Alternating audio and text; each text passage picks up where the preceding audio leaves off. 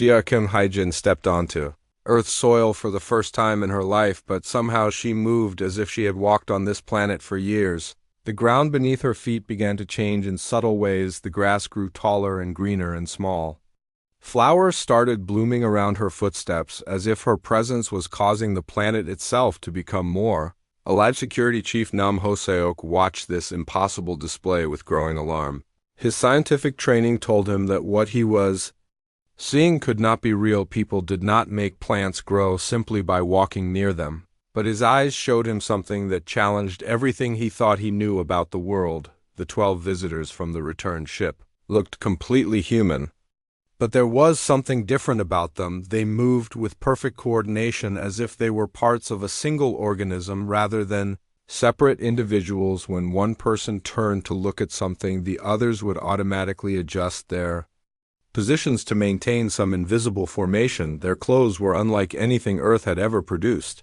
The fabrics seemed to be alive, shifting colors and patterns constantly. The materials responded to the wearer's emotions, showing calm blue when they were peaceful and warm gold when they were excited or interested. The clothes also seemed to regulate temperature, automatically keeping the visitors comfortable regardless of the weather. Each visitor carried what looked like a simple metal rod, but these devices could do things that seemed like magic. When Dr. Kim Hyjin touched her rod to a broken piece of equipment, the machinery immediately began repairing itself. When another visitor pointed his rod at the air, it projected three-dimensional images that floated in space, showing star maps and mathematical equations that Earth scientists could barely understand. The visitors spoke in voices that carried strange harmonics, making their words seem to come from multiple sources at once. When they talked among themselves, they sometimes used a language that mixed Korean with sounds that no human throat should be able to make, but when they spoke to the Earth officials, they used perfect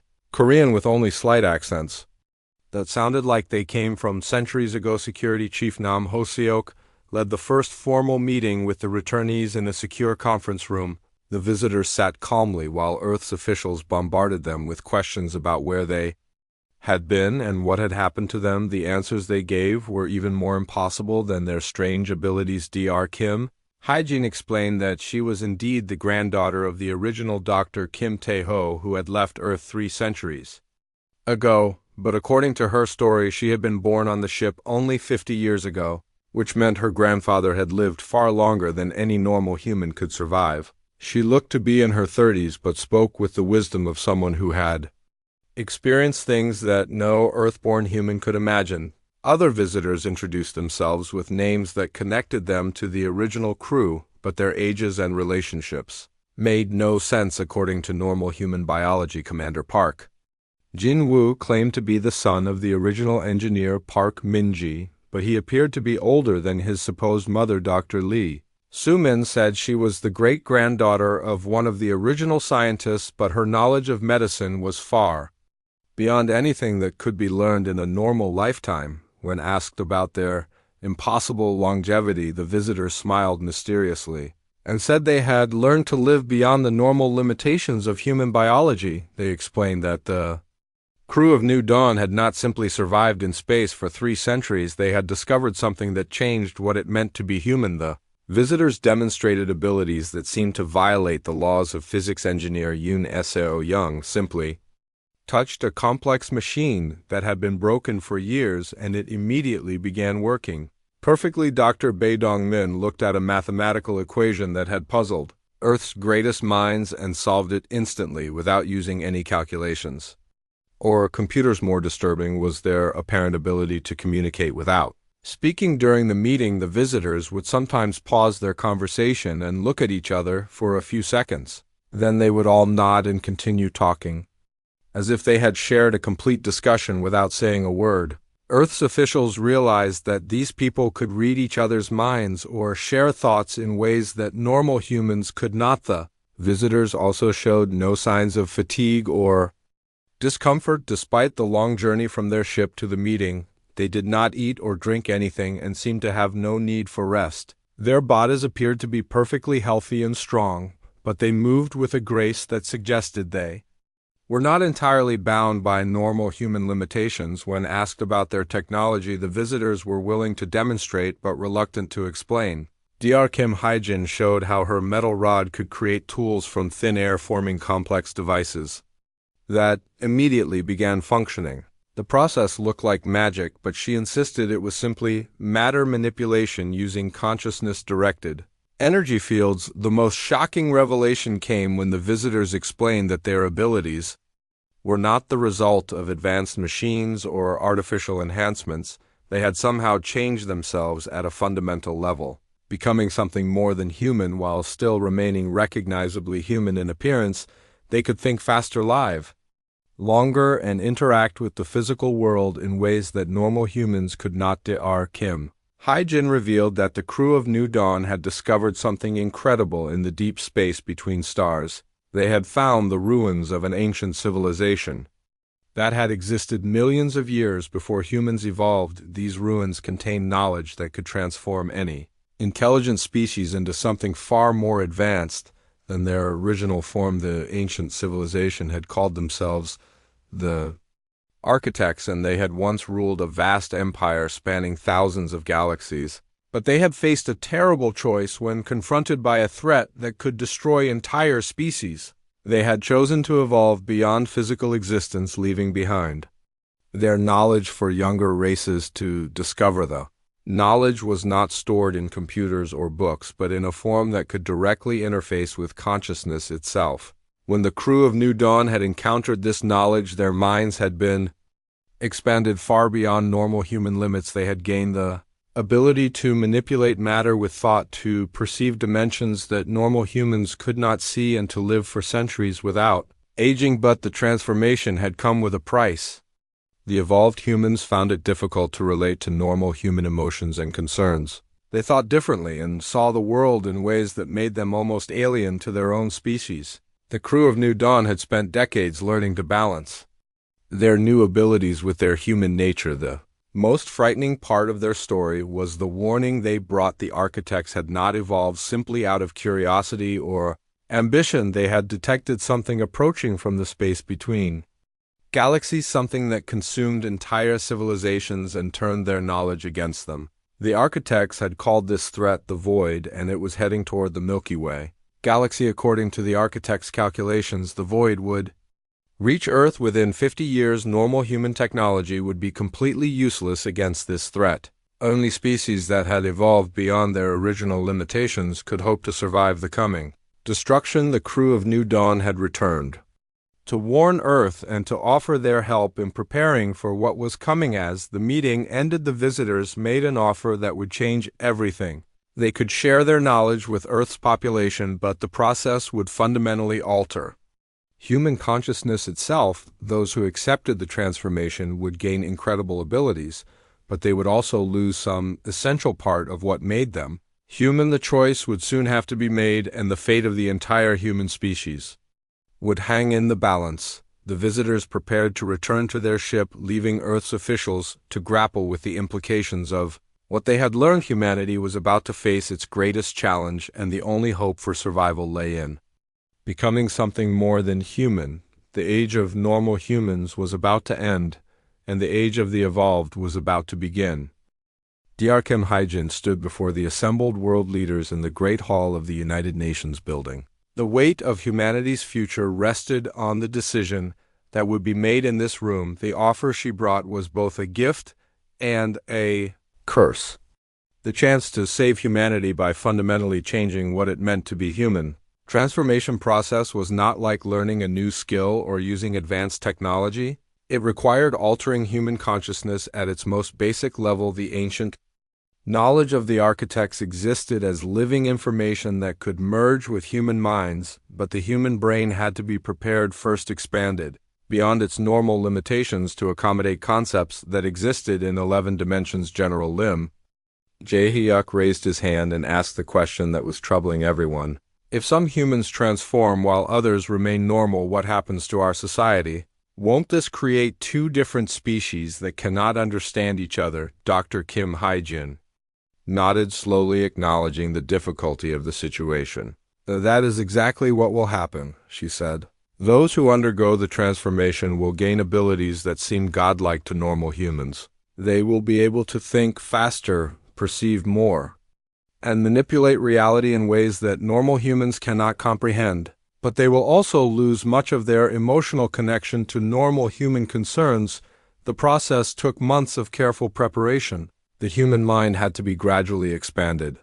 Through a series of mental exercises and consciousness-altering techniques, the subject would spend weeks in meditation, like states learning to perceive dimensions that normal humans could not see. The process was irreversible, and not everyone who attempted it would survive. Dr. Park So-ra, Earth's leading physicist, volunteered to be among the first to undergo the transformation. She had always been fascinated by the deepest mysteries of the universe, and the chance to understand reality at its most fundamental level was too tempting to resist. She knew the risks, but felt that someone with her scientific background needed to experience the process firsthand. The transformation chamber was built using technology provided by the returning crew. It looked like a simple room with crystalline walls, but the space inside existed in multiple dimensions. Simultaneously, when Dr. Park So-ra entered the chamber, she could feel reality shifting around her, as if the normal laws of physics were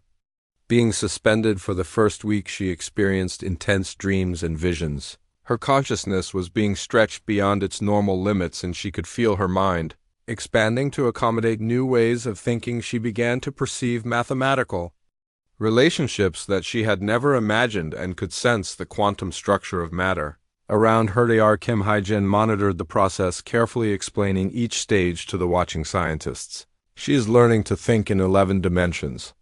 Simultaneously, she said, her consciousness is being integrated with the knowledge patterns left by the architects. This is the most dangerous phase because the human mind can be destroyed if it tries to accept too much too quickly. By the second week, Dr. Park So-ra could no longer communicate in normal human language. Her consciousness had expanded so much that she found it difficult to focus on simple concepts like words and sentences. She could perceive the mathematical structure of the universe directly and found that ordinary human concerns seemed trivial and meaningless. The other scientists watching the process became increasingly worried. Dr. Park So-ra seemed to be losing her humanity even as she gained incredible abilities. She could solve complex equations instantly and manipulate matter with her thoughts, but she no longer seemed to care about the people around her or the life she had lived before. Dr. Kim Hae-jin assured them that this was a normal part of the process. She is learning to balance her expanded consciousness with her human nature, she explained. This is the most difficult part of the transformation. Many of our crew members struggled with this stage for months before they learned to integrate their new abilities with their original personality. By the third week, Dr. Park So-ra began to stabilize. She could still think in 11 dimensions and manipulate reality with her consciousness, but she had learned to focus on normal human concerns. When necessary, she could communicate with ordinary humans, but she had to consciously limit her consciousness to concepts that normal minds could understand. When she emerged from the transformation chamber, Dr. Park So-ra looked exactly the same as before, but everything about her had changed. She could perceive the quantum structure of atoms and could sense the gravitational fields of distant stars. She understood mathematical concepts that had no names in human language and could manipulate matter at the molecular level, but she had also lost something essential. She no longer felt emotions the way normal humans did. The joy and sorrow that had once motivated her seemed like distant memories. She could understand that these feelings were important to normal humans, but she could not experience them herself. Other scientists and engineers began volunteering for the transformation process. Each person who underwent the change gained incredible abilities, but also lost their connection to normal human life. They could work together with a harmony that seemed almost telepathic, sharing thoughts and emotions instantly across vast distances. The transformed humans began calling themselves the Evolved, and they started working on projects that normal humans could not understand. They built devices that existed in multiple dimensions simultaneously, and created energy systems that drew power from the quantum vacuum itself. Everything they built was designed to prepare Earth for the Coming threat of the void. As months passed, the gap between evolved and normal humans grew wider. The evolved could perceive threats and opportunities that normal humans could not imagine, but they found it increasingly difficult to explain their actions to people who had not undergone the transformation. They began making decisions without consulting normal humans, believing that their expanded consciousness gave them the right to guide humanity's future. Engineer Yunesio Young had been one of the first to complete the transformation, and she found herself struggling with the isolation that came with her new abilities. She could create machines that seemed magical to normal humans, but she could no longer relate to the friends and family she had known before the change. The normal humans were also struggling to adapt to their new reality. They found themselves dependent on the evolved for protection and guidance, but they also feared being replaced by beings who were clearly superior in every measurable way. Some normal humans demanded the right to undergo transformation, while others insisted that humanity should face the void threat without changing its essential nature. Dr. Kim Hai-jin tried to bridge the gap between the two groups, but found it increasingly difficult. Even she sometimes forgot how to think in ways that normal humans could understand. The evolved were not intentionally cruel or dismissive, but their consciousness had expanded so much that normal human concerns seemed as trivial as the worries of insects. The transformation process continued as more and more humans chose to undergo the change.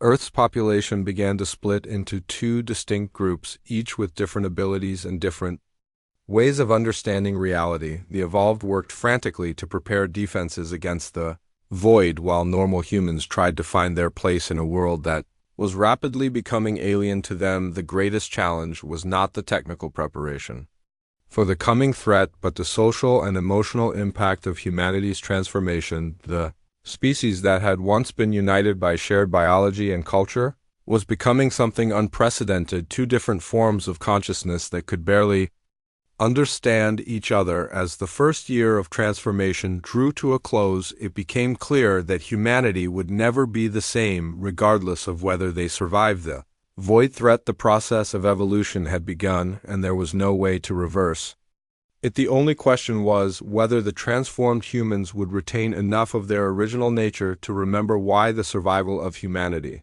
was important. The evolved had gained the power to fight cosmic threats, but they had lost the emotional connections that made life meaningful. The normal humans still possessed the creativity and passion that defined human nature, but they lacked the abilities needed to survive in a universe filled with dangers beyond their comprehension. The future of humanity hung in the balance between power and meaning, between survival and identity. The transformation would continue until the void arrived, and then both groups would discover whether evolution was salvation or just another form of extinction. 2 years had passed since the returning crew of New Dawn had offered humanity the choice between transformation and extinction. The world had changed beyond recognition as the human species split into two distinct forms of consciousness. The evolved had gained abilities that seemed godlike to normal humans, while normal humans struggled to find their place in a reality that was rapidly becoming alien to them. Commander Park Minji stood on the observation deck of the transformed New Dawn, looking out at Earth through eyes that could perceive 11 dimensions simultaneously. The ship had grown enormous during its centuries in space and now served as a mobile base for the evolved, who were preparing humanity's defenses against the approaching void. The evolved had built massive structures that existed partially outside normal spacetime.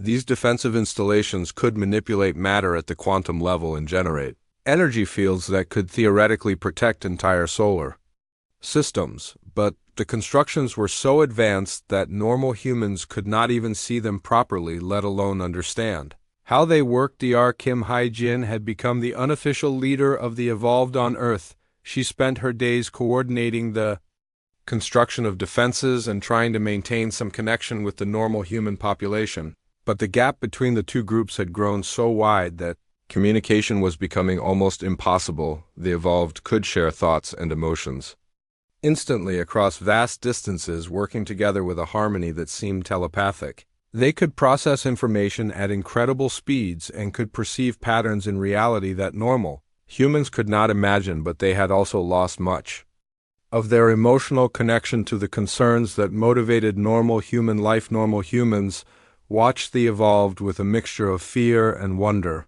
They could see the incredible constructions being built to protect Earth, but they could not understand the science behind them. They were dependent on the evolved for survival, but they also felt like children being protected by beings who no longer really cared about them. General Lim Jae-yuk had chosen to remain normal human despite the offers to undergo transformation. He believed that someone needed to represent the interests of normal humans and to make sure that the evolved did not forget their origins, but he found it increasingly difficult to communicate with the transformed humans, who seemed to think in ways that normal minds could not follow. The most troubling development was that the evolved had begun making decisions without consulting normal humans. They claimed that their expanded consciousness allowed them to perceive threats and opportunities that normal humans could not understand.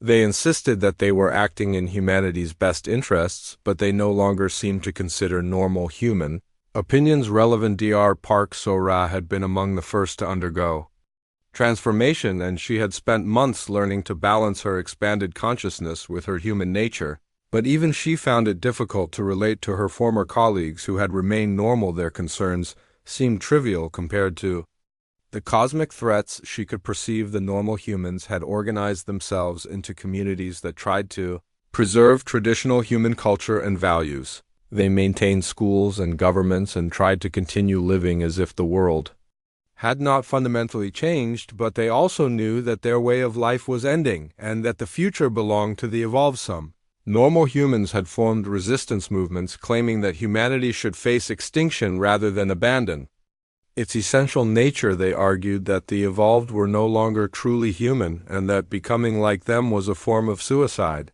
These groups gained support from people who feared that the transformation process was destroying everything that made life meaningful. The evolved responded to this resistance with patience, but also with growing frustration. They could not understand why normal humans would choose death over evolution. They saw the transformation as a gift that would allow humanity to survive and grow beyond its current limitations. As the months passed, it became clear that the void was approaching faster than originally calculated. The evolved could detect its presence at the edge of the galaxy, and they estimated that it would reach Earth within 20 years rather than 50. The acceleration meant that humanity's defenses would need to be completed much sooner than planned. Commander Park Min-ji called a meeting of Earth's leaders, both evolved and normal, to announce the new timeline. The massive conference hall was filled with tension as the two groups of humans faced each other across a gulf that seemed to grow wider every day. The void has begun to affect the outer regions of our galaxy, she announced. We can detect the signatures of civilizations that have been consumed by its influence. They still exist, but they have lost all creativity and growth. They function like biological machines following patterns, but no longer capable of original thought. The news caused panic among normal humans who realized that their time was running out. The evolved remained calm, but their preparations became even more urgent. They began building weapons that could destroy matter at the quantum level and establishing communication networks that could coordinate defenses across multiple galaxies. Dr. Kim Hae-jin tried to bridge the gap between the two groups by explaining that both evolved and normal humans would have important roles to play in the coming conflict. The evolved would provide the advanced technology and strategic thinking needed to fight the void, but normal humans would serve as the emotional and cultural foundation that would keep humanity from losing its essential identity. But her words provided little comfort to people who felt that they were being left behind by the march of evolution. Many normal humans began demanding the right to undergo transformation, while others insisted that humanity should face the void as it was rather than changing into something unrecognizable. The transformation process continued as more people chose to evolve beyond normal human limitations. Each person who underwent the change gained incredible abilities, but also lost their connection to normal human emotions and concerns. The evolved population grew steadily while the normal human population remained stable. Engineer Yoon Seo Young had become one of the most skilled builders among the evolved. She could create machines that existed in multiple dimensions simultaneously and could manipulate matter with pure thought. But she often felt isolated from the normal humans she had once called friends and family. The final preparations began as the Evolved detected the first signs of the void's approach. The massive new dawn began its transformation into something that existed partially outside normal space-time. The ship became a vessel that could travel between dimensions and fight enemies that existed outside normal reality. As the story reached its conclusion, Earth had become something unprecedented in human history, a world where two different forms of consciousness coexisted uneasily, preparing for a conflict that would determine the fate of. Captain Park Jin-woo sat in the center of the great conference hall, surrounded by Earth's most important leaders and scientists. His story was so incredible that many people found it hard to believe, but the evidence of the visitors' impossible abilities made it clear that something extraordinary had happened to the crew of New Dawn. The story began 3 centuries ago when New Dawn had been traveling through the empty space between star systems. The ship had been following its planned route toward a distant colony world when the navigation systems detected something that should not have existed. In the vast emptiness between stars, there was a massive object hidden in the darkness, far from any sun or planet. At first, the crew thought it might be a rogue planet that had been thrown out of its solar system by some cosmic disaster. But as they got closer, they realized that the object was artificial. It was a construct the size of a small moon, built from materials that seemed to exist in multiple dimensions simultaneously. The structure was clearly made by intelligence, but it was older than human civilization by millions of years. Dr. Kim Tae-ho, the original mission scientist, had been fascinated by the discovery. He convinced the captain to alter course and investigate the mysterious structure. As New Dawn approached the ancient construct, the ship's instruments began detecting energy patterns that made no sense according to human science. The structure was not dead ruins, but something that was still partially active after eons of existence.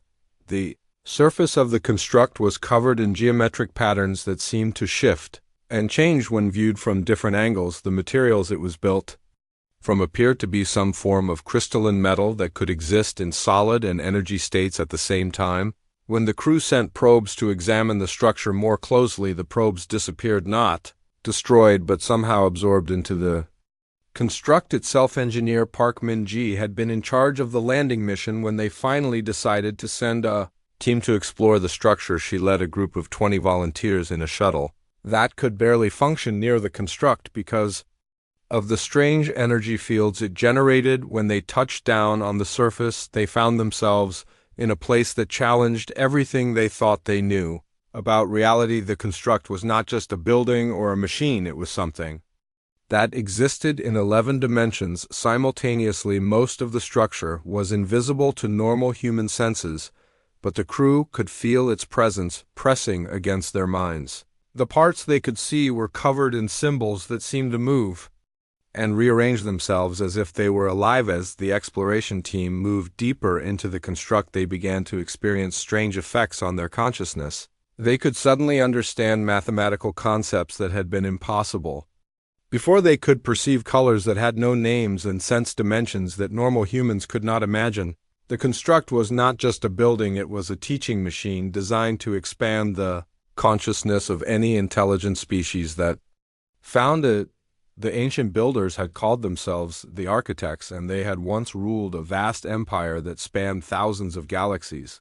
They had developed technology that could manipulate matter at the quantum level, reshape planets, and travel instantly across vast distances, but their greatest achievement was learning to evolve their own consciousness beyond the limitations of biological existence. Captain Park Jin-woo explained that the architects had not been like humans originally. They had evolved from a species that was more like crystalline trees than biological creatures, but they had developed intelligence and curiosity that drove them to explore and understand the universe. They had built their empire not through conquest, but through the desire to learn and grow. The architects had discovered that consciousness itself was a fundamental force of the universe, like gravity or electromagnetism. They learned that sufficiently advanced consciousness could directly manipulate Reality at the quantum level, this knowledge allowed them to transcend the normal limitations of matter and energy, becoming beings of pure thought while still maintaining their individual identities, but their evolution had come with a terrible price. As they became more advanced, they began to detect something approaching from the space between galaxies, something that existed outside normal reality. The architects called this threat the void, and it was unlike anything they had ever encountered. The void was not a physical entity, but something that existed in the spaces between dimensions. It consumed consciousness itself, turning advanced civilizations into empty shells that could still function but had lost all creativity and growth. The void fed on the very quality that made life meaningful, the ability to think and dream and create. Dr. Kim Hye-jin continued the story, explaining how the crew of New Dawn had spent years learning from the architects. Knowledge. The construct was not just a repository of information, but a living system that could directly interface with human consciousness. The knowledge could not be simply downloaded or read. It had to be experienced and integrated into the very structure of the mind. The process was slow and dangerous. Many crew members who tried to access the knowledge too quickly suffered permanent mental damage. Their minds were simply not capable of handling concepts that existed in 11 dimensions simultaneously. The crew had to develop new ways of thinking and perceiving before they could safely access the deeper levels of architects' knowledge. Over the decades, the crew of New Dawn had gradually transformed themselves. They learned to expand their consciousness beyond normal human limits, gaining the ability to perceive multiple dimensions simultaneously. They could manipulate matter with directed thought, communicate across vast distances without technology, and live for centuries without aging. But the transformation had required them to give up many things that made them human. They no longer experienced emotions in the same way as normal humans. They could not relate to simple pleasures like food or entertainment. Their consciousness had become so expanded that they found it difficult to focus on small everyday concerns. The most important discovery came when the crew finally accessed the deepest levels of the architect's knowledge. They learned that the void was not just a threat to their own galaxy, but to the entire universe.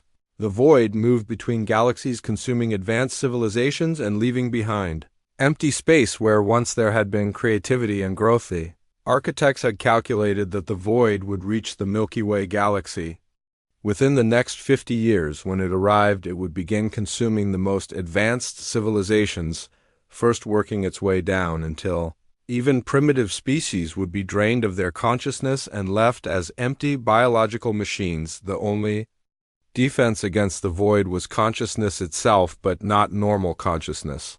The species that hoped to survive would need to evolve beyond their biological limitations. They would need to become something more than their original forms while still maintaining their essential identity and creativity. Dr. Kim Hye-jin revealed that the crew of New Dawn had spent the last century preparing for this moment. They had learned everything they could from the architect's knowledge and had developed new technologies that could help humanity survive the coming threat. But they had also discovered that the transformation process could not be forced on anyone. Each individual had to choose whether to undergo the evolution from normal human to something more advanced. The process was irreversible and would change everything about how a person thought and perceived reality. Those who chose to remain normal humans would not be abandoned, but they would need to accept guidance from the evolved humans who could perceive and fight the void. That returning crew had brought with them not just knowledge but actual samples of the architects'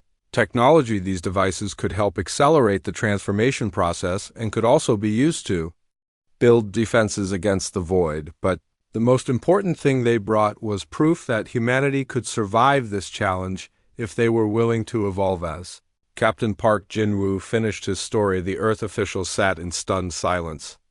The choice before humanity was clear but terrible. They could remain as they were and face certain destruction when the void arrived, or they could transform into something more than human and lose much of what made them human in the first place. The age of normal humanity was ending, and the age of the evolved was about to begin. But whether this transformation would save the human spirit or destroy it remained to be seen. The greatest challenge in human history was approaching, and the only hope for survival lay in becoming something that humanity had never been before. Captain Lee Du-yun stared at his screens in complete shock. The approaching object was massive beyond anything he had ever seen.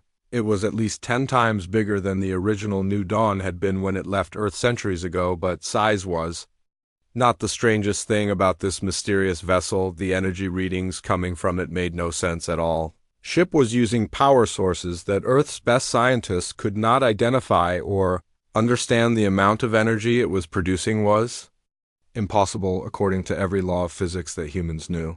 The vessel seemed to bend light around itself, creating strange visual effects that hurt to look at directly. When Captain Lee Du-yun tried to focus his telescopes on the ship, the images became blurry and twisted as if reality itself was being warped. Engineer Choi Soo-jin worked frantically in the orbital command center, trying to make sense of the readings pouring in from their sensors. Every instrument that got close to the approaching ship simply stopped working. The vessel seemed to exist in its own bubble of impossible science that interfered with normal technology.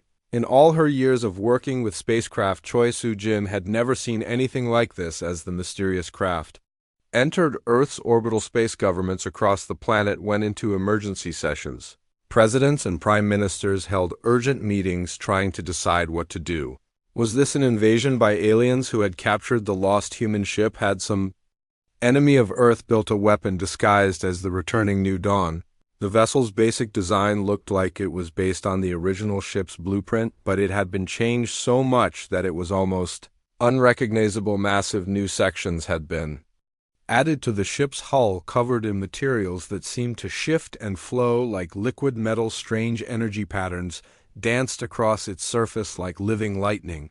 The ship looked alive somehow, as if it had grown rather than been built. The original New Dawn had been a simple metal construction, but this returning vessel seemed to be made of materials that did not exist in any periodic table. Dr. Park So-ra, Earth's leading physicist, tried to analyze the energy signatures coming from the ship. Her computers kept crashing when they tried to process the data. The readings showed power levels that should have torn the ship apart, but somehow the vessel remained intact and stable. It was as if the ship existed according to different laws of physics than the rest of the universe. Then something even more impossible happened. Small craft began detaching from the main ship. These scout vessels moved with grace that defied every law of motion that humans understood. They accelerated instantly, without any visible propulsion system. They seemed to flow through space like fish through water, ignoring momentum and inertia. The small ships could stop and start and turn in ways that should have killed any living crew inside them. General Lim Jae-hyuk, commander of Earth's defense forces, watched the approaching vessels with growing alarm. His weapon systems could not get a proper lock on the strange ships. The targeting computers kept showing error messages. The ships seemed to slip between dimensions, somehow existing in normal space one moment and somewhere else the next. Engineer Choi Soo-jin tried desperately to establish communication with the approaching vessel. Her equipment kept failing as unknown energy fields interfered with Earth's technology. Every time she thought she had made contact, her instruments would suddenly go dead. The ship seemed to broadcast on frequencies that Earth's radios could not properly receive. The entire population of Earth watched their screens in fear and wonder as the impossible ship settled into orbit around their planet. News reporters struggled to describe what they were seeing because the vessel seemed to change appearance depending on the angle from which it was viewed. Sometimes it looked solid and metallic, other times it appeared to be made of pure energy or some form of matter that existed between solid and liquid states. Then, suddenly, a voice came through the static, crackling across every radio frequency on Earth. The voice was speaking Korean, but with an accent that sounded ancient and formal. The words were clear, but they carried strange harmonics that made them seem to come from multiple sources at once.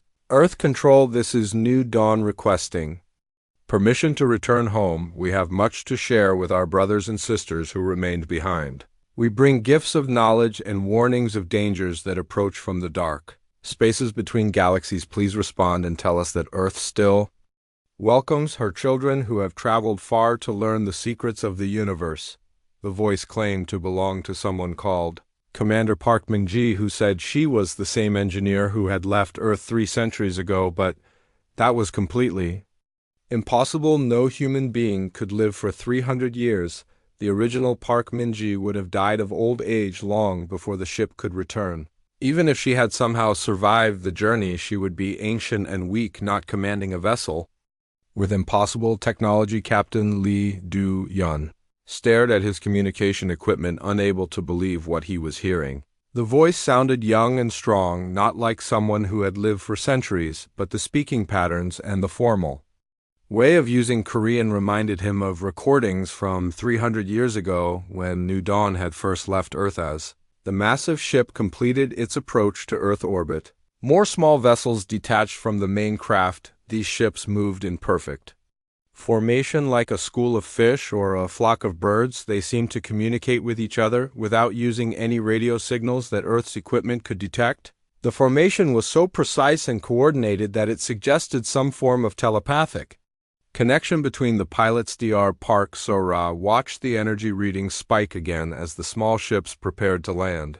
The power levels were beyond anything Earth had ever achieved, but the ships showed no signs of strain or difficulty. They moved as if the tremendous forces involved were as easy to control as a gentle breeze. The first landing site was chosen by the mysterious ships without any input from Earth's authorities. The vessels simply descended toward a flat area outside the capital city, moving in perfect silence. The ships made no sound at all as they approached the ground, which was impossible for any craft using conventional propulsion. As the ships touched down, they seemed to merge slightly with the ground beneath them, as if the boundary between ship and planet was not as solid as it should be. The hulls of the landing craft shimmered and shifted, showing that they were made of materials that could change their properties at will. 12 figures emerged from the lead ship, walking with strange grace toward the waiting crowd of officials and scientists. Each person appeared to be completely human, but they moved with a fluid coordination that suggested they were connected to each other in some invisible way. Their clothes seemed to be made from living fabric that shifted colors and patterns based on their emotions or thoughts. The leader of the group stepped forward and removed her helmet, revealing a face that was unmistakably Asian and definitely human. But her eyes held depths that seemed to contain the wisdom of centuries. She looked to be in her 30s, but carried herself with the confidence of someone who had lived through experiences that no normal human could survive. "I am Dr. Kim Hae-jin," she said in perfect Korean. "I am the granddaughter of Dr. Kim Tae-ho, who left Earth aboard New Dawn 3 centuries ago. We have returned with knowledge that will change everything you think you know about the universe and about humanity itself. We bring warnings of dangers that approach and gifts that will help our species survive what is coming." The crowd of Earth officials stared in stunned silence as the impossible became reality. The lost ship had returned, but it brought with it questions that challenged everything humans thought they knew about science, technology, and the very nature of existence itself. 300 years ago, the biggest ship ever built by humans left Earth and disappeared into the dark, cold space between stars. The ship was called New Dawn, and it carried 50,000 people who wanted to find a new home far away from Earth. These people were not just anyone. They were the smartest scientists, the best engineers, and the bravest explorers that Earth had ever seen. Dr. Kim Tae-ho was one of these special people. He was a brilliant scientist who studied how stars were born and how planets formed. He had spent his whole life dreaming about finding new worlds where humans could live and grow. Park Min-ji was another important person on the ship. She was an engineer who knew how to build machines that could work in space for hundreds of years without breaking down. Together with 49,998 other people, they climbed aboard New Dawn and said goodbye to Earth forever. The ship was huge, bigger than any city that had ever been built. It had gardens where food could grow and schools where children could learn. It had hospitals and workshops and even places where people could get married and have families. The ship was designed to be a moving world that could keep people alive and happy for the long journey to a distant star. New Dawn used the best technology that Earth had in those days. It had fusion engines that could push the ship faster than anything had ever gone before. It had computers that could think and make Decisions it had shields that could protect the ship from dangerous radiation in space. Most importantly, it had communication systems that could send messages back to Earth even when the ship was very far away. For the first 6 months, everything went perfectly. The ship sent regular messages back to Earth telling everyone about the journey. The messages said that all the people were healthy and happy. The engines were working well, and the ship was moving toward its destination exactly as planned. Dr. Kim Tae-ho sent reports about the strange and beautiful things he could see in space.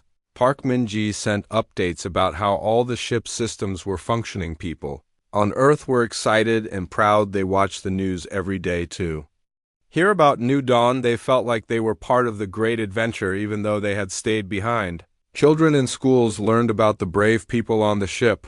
Scientists studied the data that came back from space. Engineers used the information to design even better ships for the future. Then something terrible happened. The messages stopped coming one day.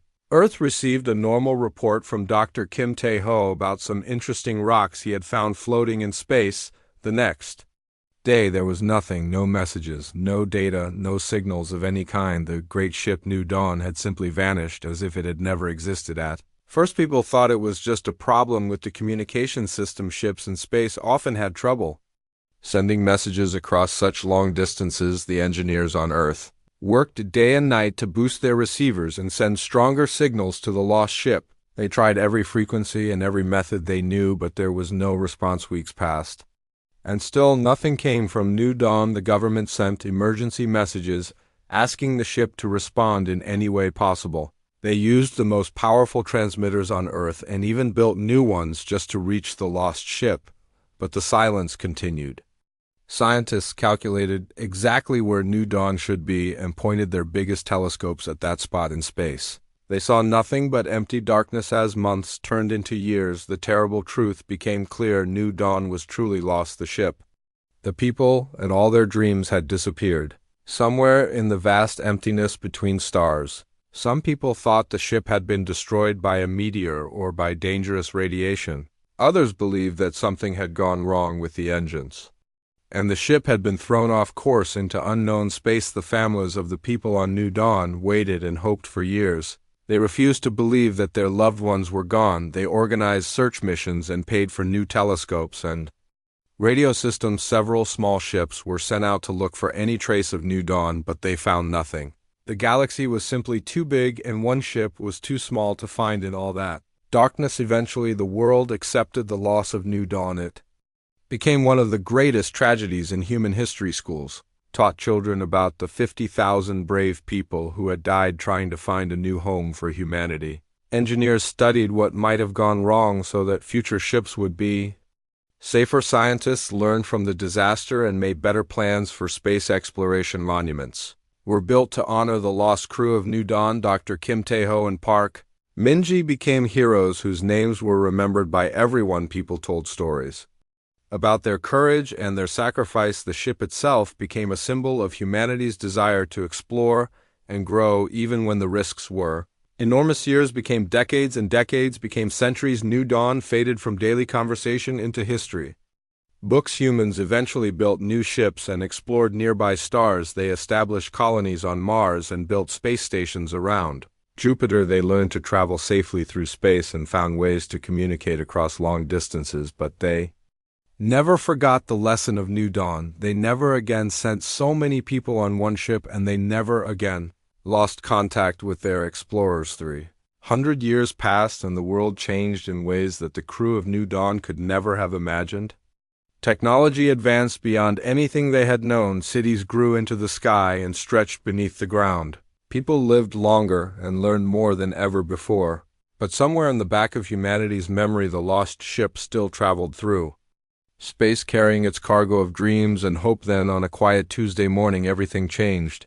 The Deep Space Monitoring Station that orbited Saturn detected something impossible. A massive object was approaching the solar system from the direction where New Dawn had vanished long ago. The object was moving fast, but it was slowing down as if it was under intelligent control. The signature was faint but unmistakable. It was human technology, but somehow different, advanced far beyond anything Earth had ever built the object was huge, much bigger than New Dawn had been when it left Earth. It was heading straight for Earth, and it was sending signals that no one could understand. Captain Lee Du-yun was the first person to see the readings.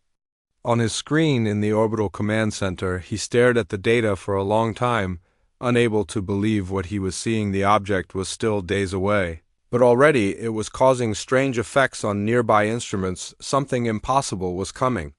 Home to Earth, and no one knew what it would bring. The lost ship knew. Dawn was returning after 3 centuries in the dark space between stars, but it was no longer the same ship that had left Earth so long ago. It had become something new, something that challenged everything humans thought they knew about what was possible in the universe.